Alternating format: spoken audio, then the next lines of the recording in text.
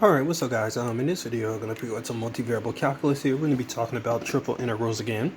So to evaluate this iterated integral, we have a triple integral here. It's going to be from -1 to +1, from 0 to 2, from 0 to 1. We got x squared plus y squared plus z squared, dx, dy, dz. Okay, so now I can evaluate most triple integrals without writing down too many steps, but as I tell you guys in plenty of videos, I'm a math and physics teacher. I have a degree in physics, so I do this type of stuff for a living. So you can't take my experience with these types of problems and apply them to your experience. So I would highly recommend when you're learning double and triple integrals that you write down as many steps as you need to until you get comfortable with the process. And then once you've gotten comfortable with evaluating these types of integrals, the less steps you can write down. So just keep that in mind when evaluating integrals. So again, a triple integral, typically these types of integrals aren't that difficult to evaluate. Most of them are actually harder to set up than actually evaluate. And changing coordinate systems sometimes also helps with triple integrals. But in this case, we're just dealing with it as it is. So we're going to start with the innermost integral, and we're going to integrate with respect to x first.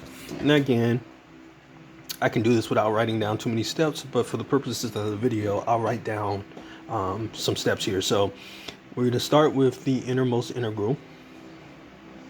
We'll work our way outward. Now keep in mind that we're integrating with respect to x first, okay?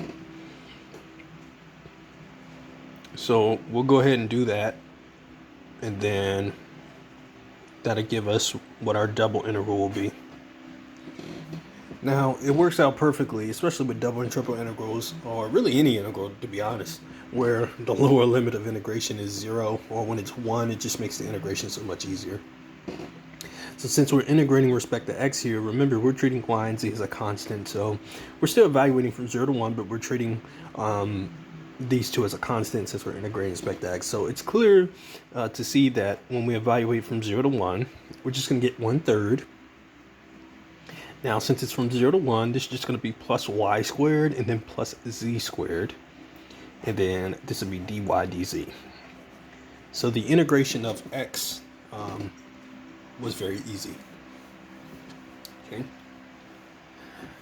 Now, we need to integrate with respect to y from 0 to 2. So again, when the limits of integration, or when the lower limit is 0 or when it's 1, it just makes the integration so much easier. So I'm just writing out the steps to show you how this stuff needs to be done. Okay, so let's go ahead and integrate, and then we know what we'll be integrating from -1 to +1. That's even better sometimes. Okay, so what are we going to get? All right, so we're integrating a constant with respect to y from 0 to 2. So that's clear to see that we'll just get 2/3. Okay. All right. Then it's going to be from 0 to 2. We got y squared. Again, we're integrating with respect to y. So that's going to be y cubed over 3. We know that 2 cubed is 8. So this would be plus 8/3. And again, we're integrating with respect to y. This is z squared. So, and from 0 to 2. So this is just going to end up being plus 2z squared, and then we'll integrate with respect to z. So that'll be the outermost integral, and this is one that's pretty easy. In this case, the limits are from, sorry, I forgot my equal signs. So now in this case, the limits are going to be from -1 to +1. Okay. All right, so this is pretty easy. So from -1 to +1, this is basically going to be, we have a constant for these first two here. But this is basically going to be 2/3 plus 2/3, 8/3 plus 8/3 when we evaluate from -1 to +1. So this is just going to be 4/3 plus 16/3. And then from -1 to +1, we got 2z cubed, or excuse me, 2z squared. So it's going to be 2 times z cubed over 3 from -1 to +1. And that's also going to be plus 4/3. And as you can clearly see here, all we really have to do is just add the fractions here. and you see what you get.